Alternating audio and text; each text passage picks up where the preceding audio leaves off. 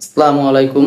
সবাই কেমন আছেন? আশা করি ভালো আছেন। তো আমি আজকে আপনাদের সামনে খুবই সুন্দর একটি লাভজনক ব্যবসা আইডিয়া বলবো। ব্যবসাটি যদি একবার আপনারা দাঁড় করাতে পারেন, সারা জীবন আপনি এখান থেকে খুব সুন্দর একটা প্রফিট অর্জন করতে পারবেন। তো আপনাকে কি করতে হবে সেটা অবশ্যই বলবো।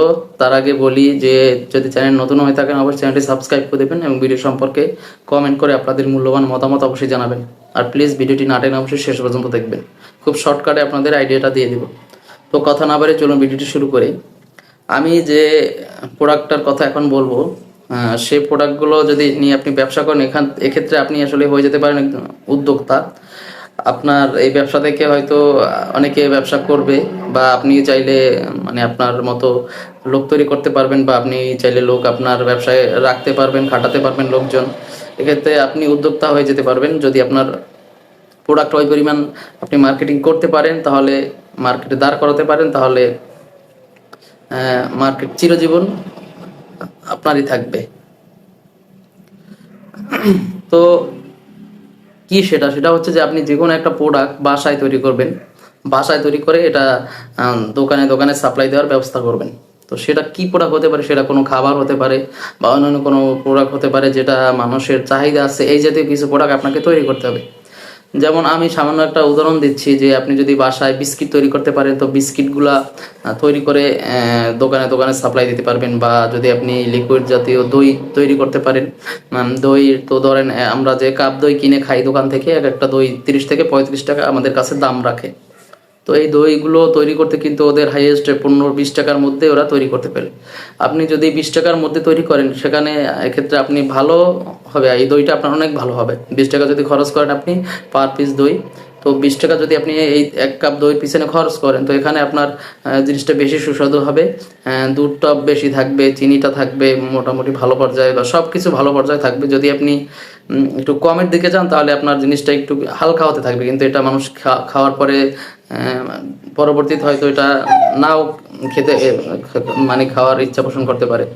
এক্ষেত্রে আপনাকে 20 টাকার মতো খরচ করে যদি আপনি একটা প্রোডাক্ট তৈরি করেন, পরবর্তীতে ওই প্রোডাক্টটা খাওয়ার পরে পরবর্তীতে ওই প্রোডাক্টটা আবার খেতে আসবে তারা।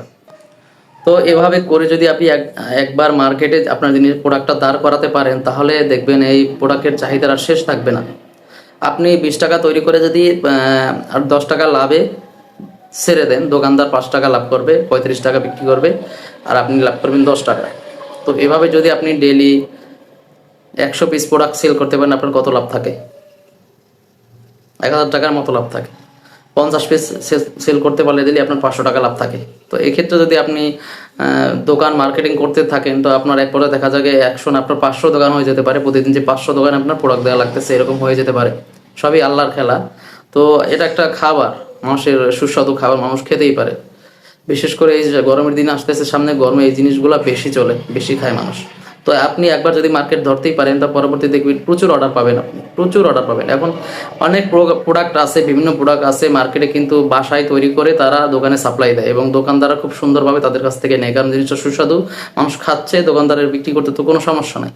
এটাই, এই জাতীয় আপনি যে কোনো প্রোডাক্ট আপনি নিজে আইডিয়া করে যদি তৈরি করতে পারেন যে না এই জিনিসটা মানুষ নিবে, মানুষ কিনবে, মানুষের কাছে চলবে, জিনিসটা মানুষ ব্যবহার করবে জিনিসটা, তাহলে ওই প্রোডাক্টটা তৈরি করে আপনি রিসার্চ করেন যে আসলে কোন প্রোডাক্টটা তৈরি করা যায়। তৈরি করে আপনি দোকানে সাপ্লাই দেন, দু একটা দোকানে রাখেন যে ভাই আপনি প্রোডাক্টটা আমি রাখলাম, আপনার কাছে যদি সেল হয় তারপর আপনি টাকা দিন। এরকম প্রোডাক্ট রাখতে পারেন আপনি। যদি এরকম করেন তাহলে বিশ্বস্ত হলো দোকানদার আপনার। তো সুন্দর একটা ব্যবসা চাইলে করতে পারেন। যে কোনো প্রোডাক্ট নিয়ে আপনি একটু রিসার্চ করতে হবে আপনাকে, যে কোন প্রোডাক্টটা নিয়ে আসলে ব্যবসাটা আমি করব, বা কোন প্রোডাক্টটা চলবে মার্কেটে।